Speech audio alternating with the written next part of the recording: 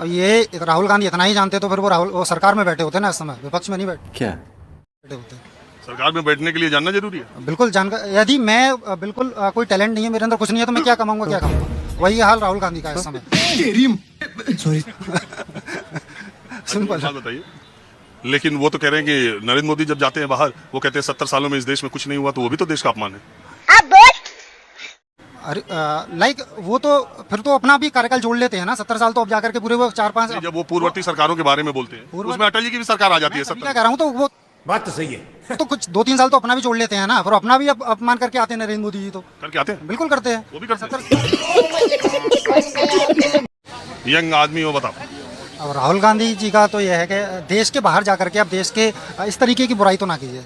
अब देश के अंदर रह करके देश के इस तरीके के अंदर जो भी आप कर रहे हैं, लोकतांत्रिक संस्थाएं हैं जो भी, उनका देश के अंदर जो भी, जहाँ सुप्रीम कोर्ट के माध्यम से, अरे साला तुम लोग पागल है क्या?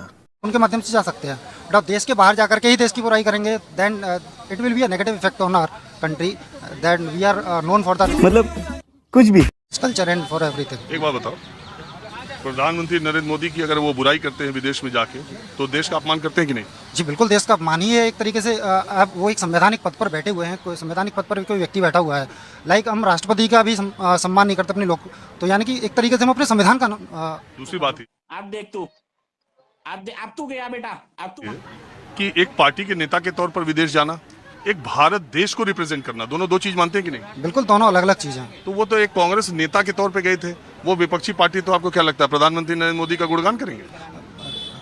प्रधानमंत्री नरेंद्र मोदी का नहीं, लेकिन अपने देश का तो वहां जाकर के अपमान ना करें।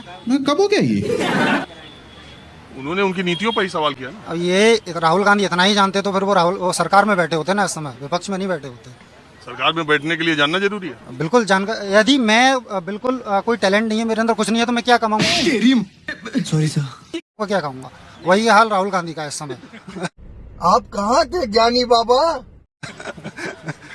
सिंपल। बात बताइए।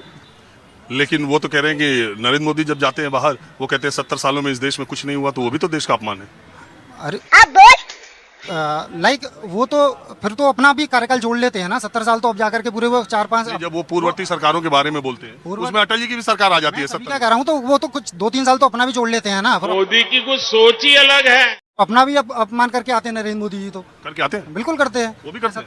70 साल वो बाहर झूठ बोलो, बार बार झूठ बोलो। जाकर के ये नहीं कहते कि जवाहरलाल नेहरू ने ये नहीं किया और उन्होंने ये नहीं अरे यार, वो तो सीधे कहते हैं 70 साल कुछ नहीं हुआ। अरे सर, आप एक बयान दिखा दीजिए कि देश के बाहर जाकर के उन्होंने ये कहा कि मेरे भाई और बहनों का उन्होंने जवाहरलाल नेहरू ने सरकार सड़क नहीं बनाई वहां पर जाकर के। दोस्तों आज का वीडियो यहीं पे खत्म होता है। वीडियो पे आपने देखा मोदी भक्त जो देखकर लगता है नशा करके बात कर रहा है। राहुल गांधी के बारे में जो बोला है वो हर व्यक्ति को सुनकर सिर्फ हंस सकता है। अंधभक्त लड़का जो खुद कितना पढ़ा लिखा है उसका पता नहीं, लेकिन वो राहुल गांधी का शिक्षा को लेकर सवाल उठा रहा है। दोस्तों इस टॉपिक के ऊपर आपकी राय जरूर कमेंट करिए। वीडियो अच्छी लगी तो लाइक और शेयर करना ना भूले। इसी तरह वीडियो देखने के लिए हमारा चैनल जरूर सब्सक्राइब कर लीजिए।